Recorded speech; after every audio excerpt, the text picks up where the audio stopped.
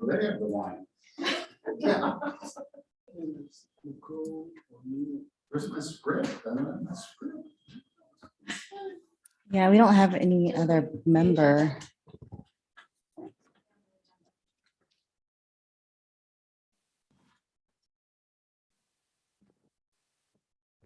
Justin, you can hear us?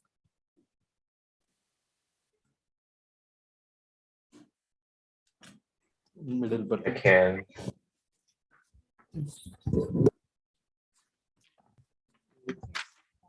Yeah. When we have the presenter co-op, we'll need them to accept the control. When I clicked on the slide, it took it back to me.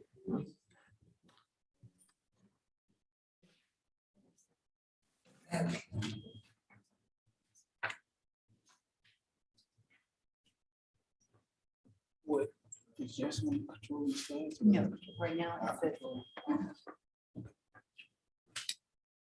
you're controlling, so whenever you're ready. Yeah, this one here. Yes.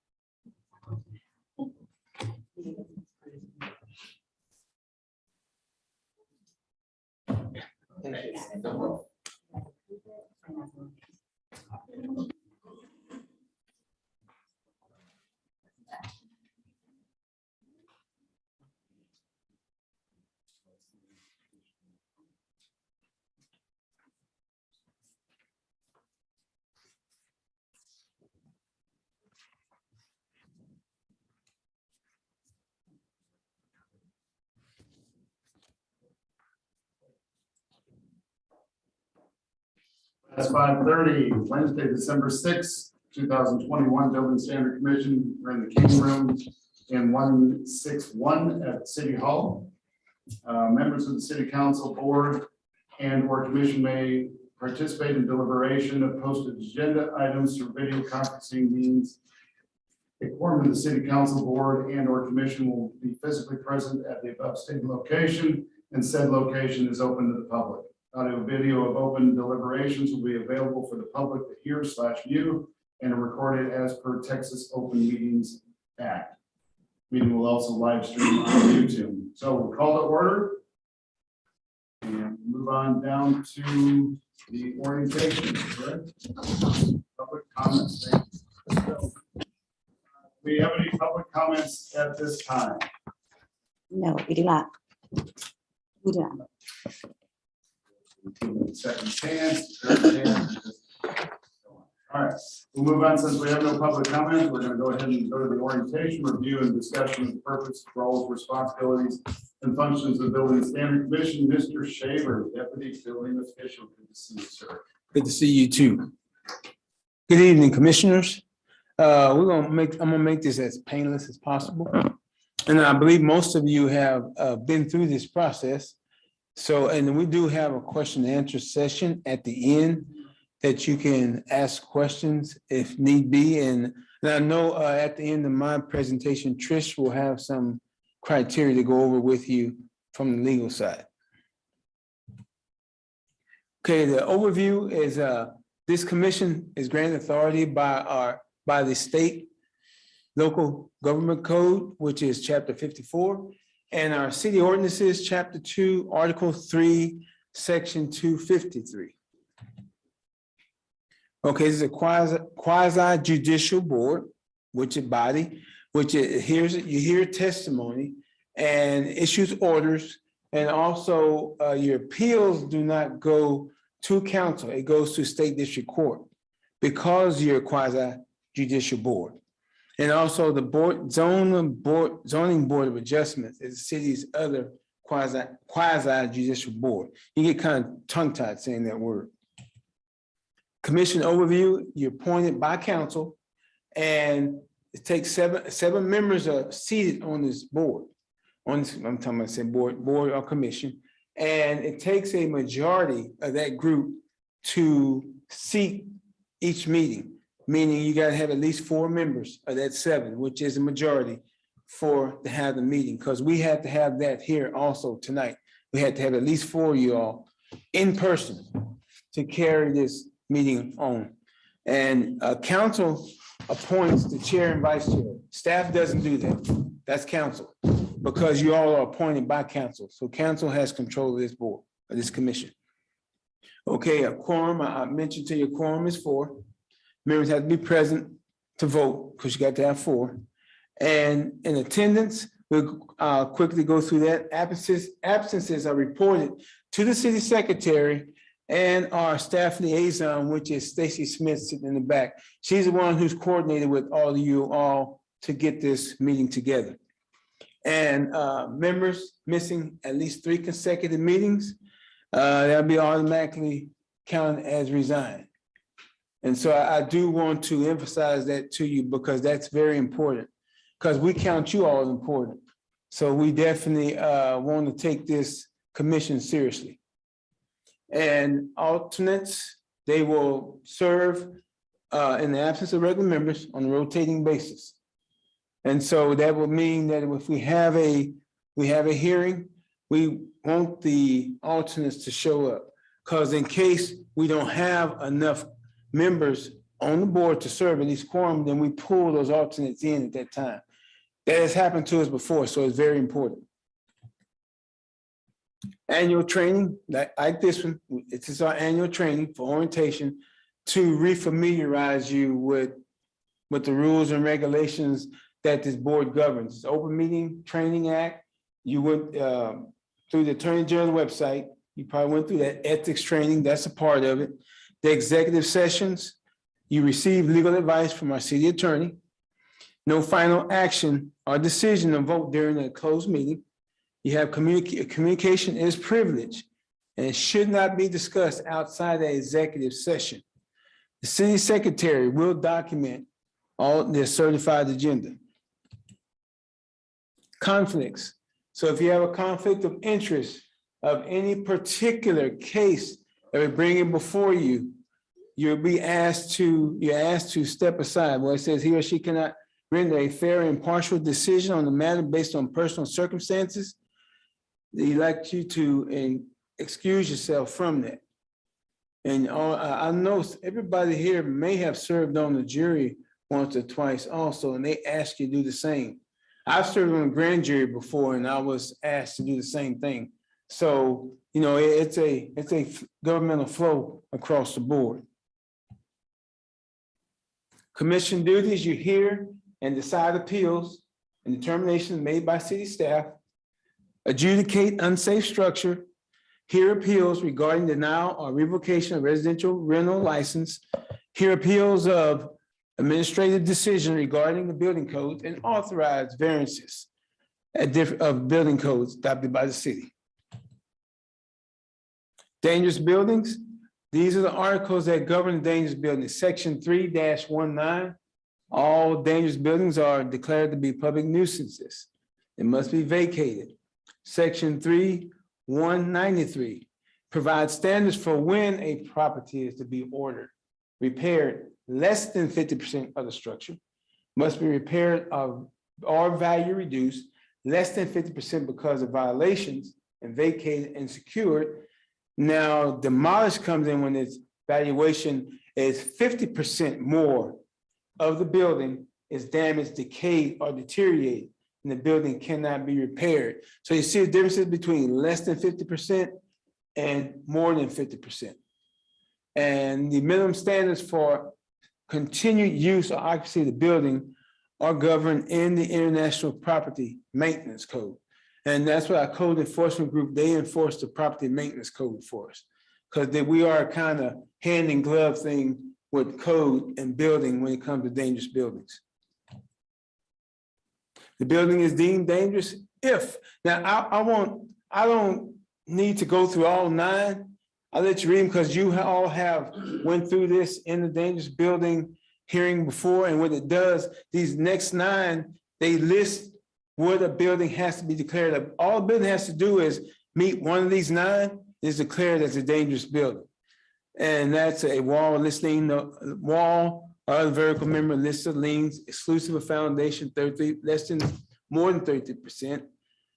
or the component of 50% damage and improperly distributed loads damaged by fire or other wind, other causes, dilapidated, decayed, inadequate light, air, inadequate facilities, more than 2 code violations. It says more than 2.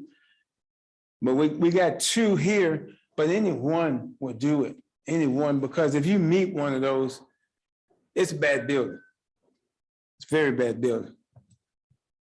The building is boarded up, fenced, or secured. Even a building that's boarded up and fenced, secured, it still constitutes a dangerous building to public, even though it's secured. Because people still can try to access it if they want to. The hearing process, this is an important one. Staff gathers evidence to present to you all. Staff provides notice to the Building Standards Commission. Hearing to property owner, lien holder, and mortgagee. The commission hears the evidence from staff and the property owner and lien holder. And then the commission issues order requiring the structure be either vacated, secured, repaired, or demolished. Upon hearing process, upon the commencement of the public hearing, all speakers who potentially give testimony, they must be sworn in. And in the course of the public hearing, all speakers have to address commission from the podium. That's proper procedure. And a speaker wishing to ask questions of staff, the commission, and other speakers must be directed their questions to the chair, because the chair conducts the meeting. And staff presents detailed information to the BSC regarding property conditions, code requirements, compliance status, and recommended actions. Because we make sure that we want you to have a good grasp on why we are bringing this building to the Dangerous Building Hearing Commission, because it violates this, and that. Owner or representative given opportunity, they give an opportunity to speak, to present their case before the commission is closed. No further testimony. Once it's closed, no further testimony from the public will be allowed. Because we give you a point in the process to speak your voice on what yay or nay about this property. That's proper procedure. The board will discuss the presented and make all findings and issue to the order regarding the property. Members desiring to speak can ask questions and must be recognized by the chair. Determine which of any of these qualifying conditions exist on the property, which we had went through. The board discussion and decision, board discusses everything that's presented to them, all the evidence, and you take in the testimony that's given to you, then you decide to render whatever type of verdict you want to render to the case that's before you. It's important to refrain from questions related to personal finances, plans for property, not related to the current order. Now, that last sentence is very important. That's very important. And that's why it's put there. It has happened to us before, but that is a very important statement on that bottom statement. Okay, the commission findings, you make your findings and issue an order to the owner, mortgagee, lien holder, or applicant. You provide a time frame. You provide time frame for compliance to each necessary repair or action. You vote utilizing Novus Agenda software. All members must vote. And I know all of you are familiar with Novus Agenda because we've been working with you all through Novus Agenda. And the order will be filed in the Fort Bend County property records. And the copies of the finding or orders are provided to the owner, mortgagee, lien holder, applicant, and notices of the commission's orders are printed in the newspaper. So we make sure we do that properly. We cannot bypass any of those steps. That's very important for us and you all as well. Now, this is an example of what we've seen in the past and what we had to deal with in the past. And this picture here, if you're trying to figure out what it is with this chimney, what it is separating from the exterior wall, right here where it meets. Right in here. You got it separating and we had to have them to remove, I guess I could use my cursor right in here. We had to remove that chimney. And this here is that they had this tarp on this roof for a very long time. This is another home that was in a very deplorable, unsanitary condition. Okay, residential licensing. Ornita is not here, but she's on the call. But I'll go ahead and go through these. It's only got 3 of them. This program requires all rental properties to be licensed by the city. The exterior inspections are conducted annually to ensure maintenance standards are met. Interior inspections are conducted with change of occupancy. That means anytime a tenant changes out, they do an inspection on a rental property. Staff may refuse to issue or revoke a current license if life safety or other critical violations are identified. Staff notifies property owner in writing of denial or revocation, and the owner may appeal the determination to the BSC, and a hearing must be held within 20 business days after the appeals is properly filed. And this is there was absolute wiring issue, and that was found by the rental group because they presented that to me, and I had to give them a determination on the proper installation of that, because they have to write that up in their report when they submit it to the landlord. And this is another one, that latch there, that is a pool behind there, and that's not a proper latching mechanism on their gate. It has to be a quick release latch, so when you close it, it releases also. They got a string holding that latch together. And the building codes and appeals variances, owners may appeal the decision or determination by the building official for any following. Building official rejected or refused to approve manner of construction. Provisions of the code do not apply to the case. Equally good or better form of construction is proposed. True intent and meaning of the code has been misconstrued incorrectly, or consideration of variance justified when the enforcement of building codes create injustice is contrary to the spirit or purpose of the code.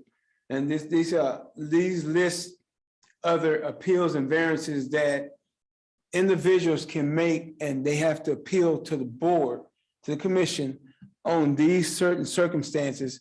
And then we will, as staff, will present to you the actual code and why that code was written.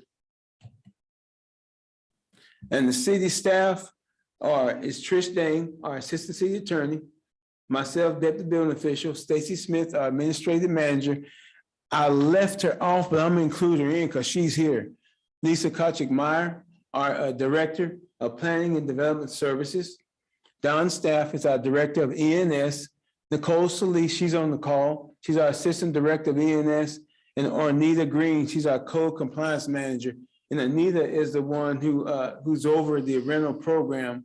And so if there was a case for rental that was brought before the commission, Ornita and Anna would be one of the 2 people who would be presenting that rental case. And at this time, I'm gonna let Trish come up and let her give you her part from the legal department. Thank you. Thank you, welcome. So I just wanted to, as one of the slides alluded to earlier, and I think you guys all received an email in regards to the Open Meetings Act training, right? So we need to have that training done within 90 days of the date that you took your oath of office or they're appointed to this board and commission. So please have that taken care of and print out your certificate of completion and submit that to the city secretary or to Stacy, and we'll put it on your file. We have to have that done. The other thing that I'm not going to go into too much of the Open Meetings Act, because since you guys are going to take that training in detail, I'm not going to bore you to death tonight. So we want to get out of here. So the other thing that I wanted to talk to you about is the conflict of interest. The conflict of interest, when you have a conflict, because when we post the item on the agenda, we'll let you know what's the address and all that pertinent information. If you feel like that address, or you're familiar with, or you're live next door to it, or a family members or whatever, the case situation, you have any involvement, please let us know, because we'll have to go through the conflict of interest check. And if you do have a conflict, you have to file an affidavit. And then if we determine there is a conflict, you have to abstain. You have to step out of the room when we have that discussion on that matter on that particular agenda item. Other than that, I'm open up for discussion. Do you have any other things that?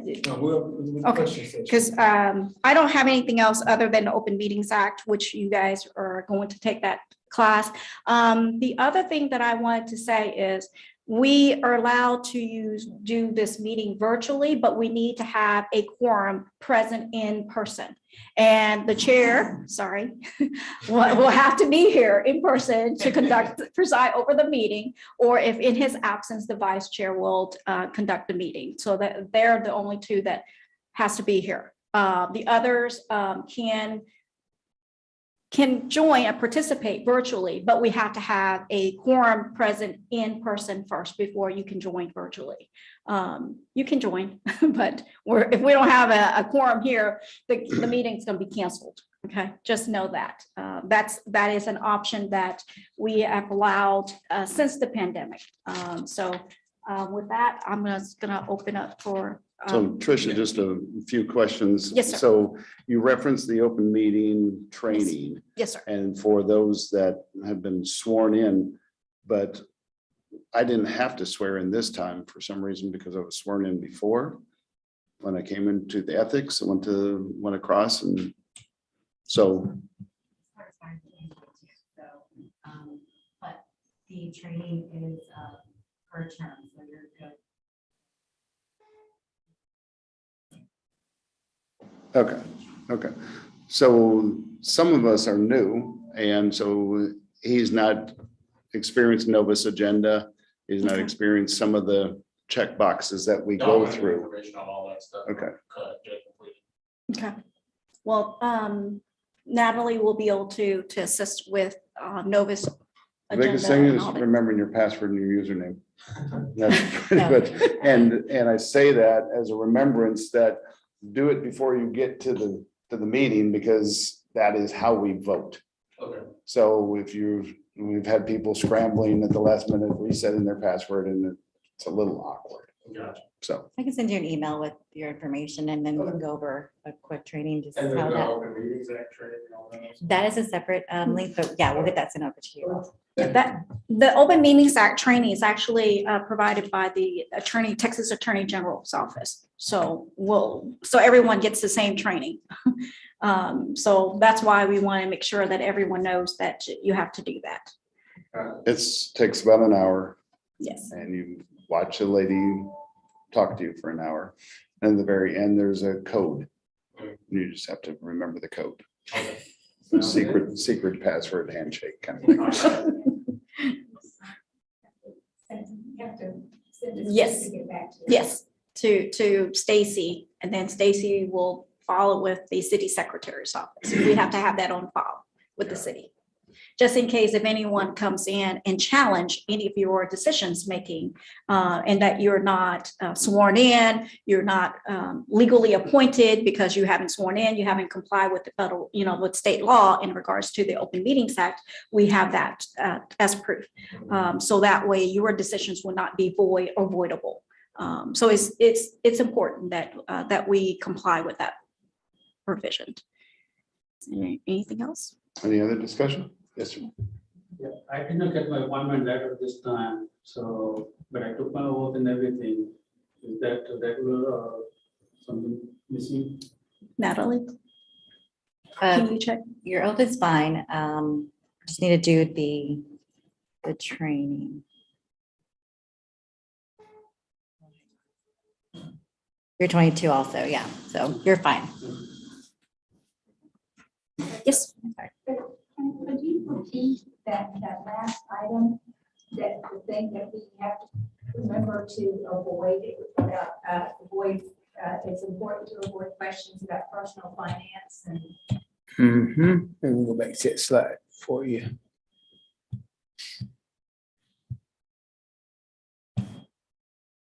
This one here, important to refrain from questions related to personal finances, plans for property not related to current order. Oh, okay.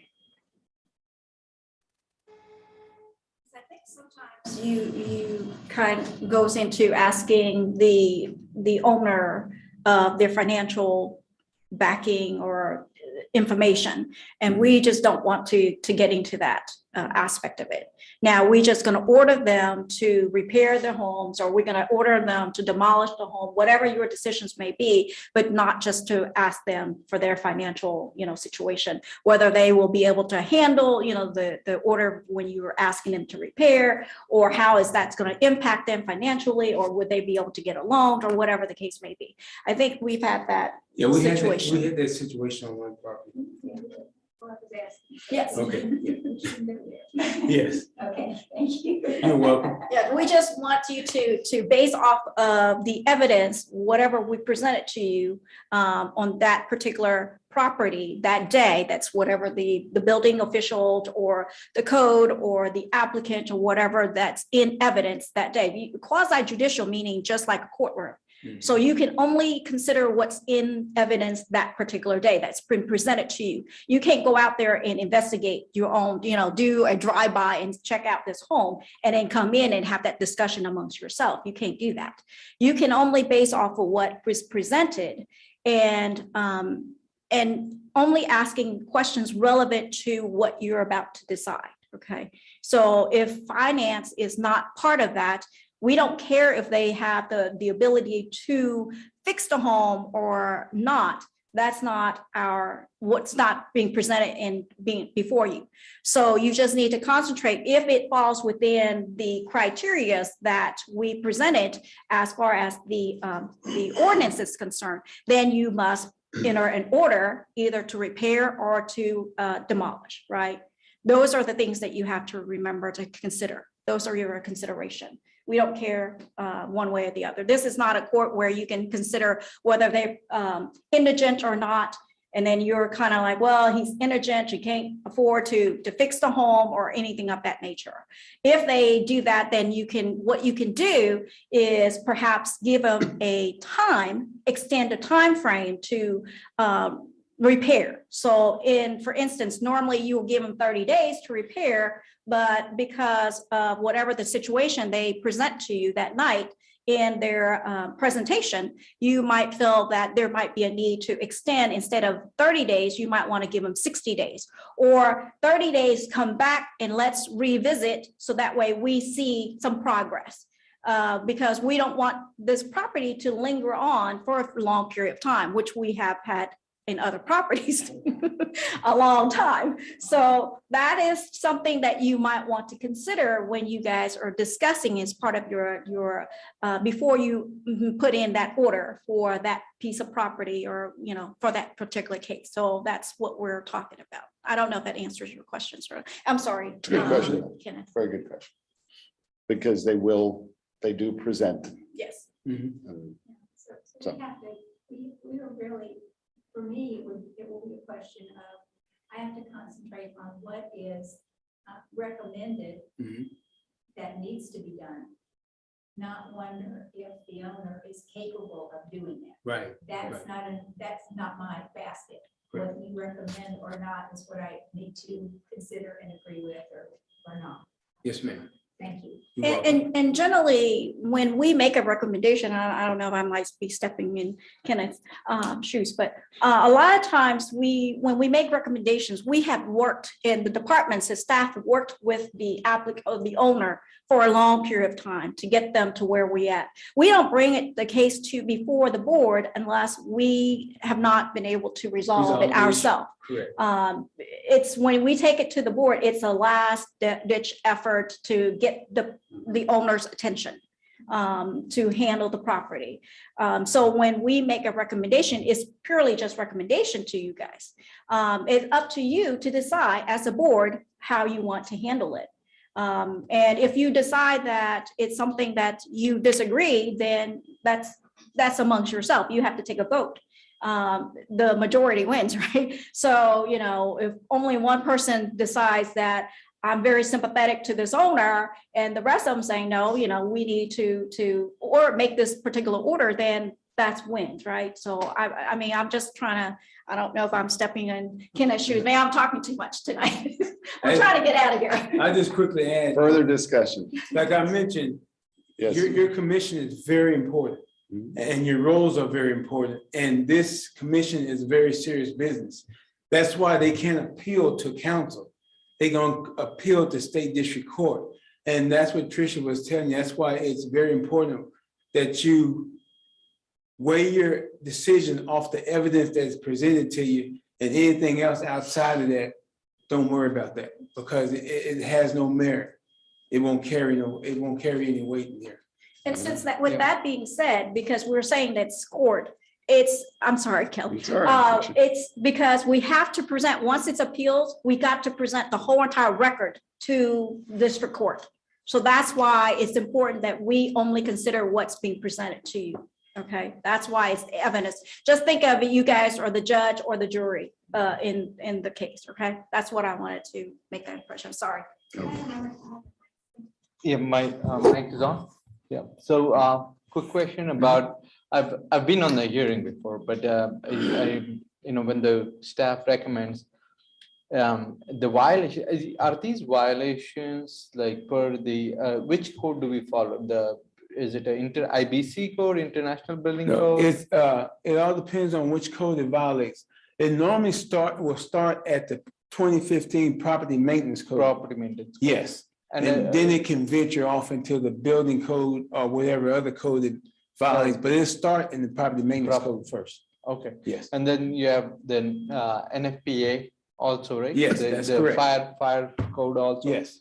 And so do we have the licensed inspectors Yes. going into, and their residentials are different than commercial? Correct. Okay, And I will be the first one called in because I'm certified in all of them.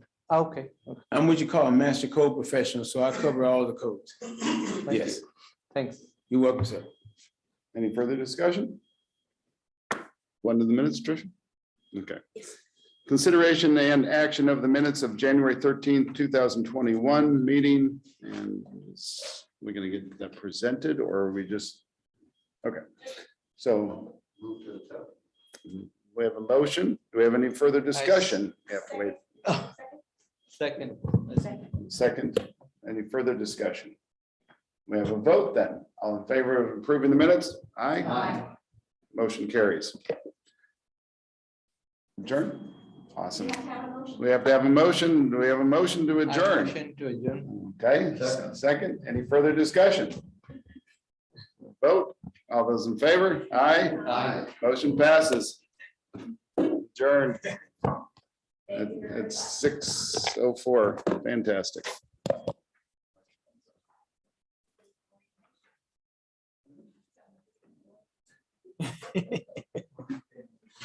Thank you, Mr. Shavers. You're welcome, sir. You too. Good to see you too.